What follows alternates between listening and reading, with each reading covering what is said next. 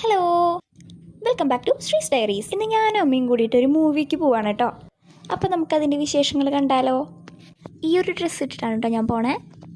അധികം വൈകാണ്ട് തന്നെ ഞങ്ങൾ വേഗം വീട്ടിൽ നിന്ന് ഇറങ്ങി കേട്ടോ. ബസ് കിട്ടാനായിട്ട് കുറച്ചധികം നേരം തന്നെ ബസ് സ്റ്റോപ്പിൽ നിന്നു കേട്ടോ. 6 മണിക്കാണ് ഷോ. ഭയങ്കരമായിട്ട് ലേറ്റായി പോയി.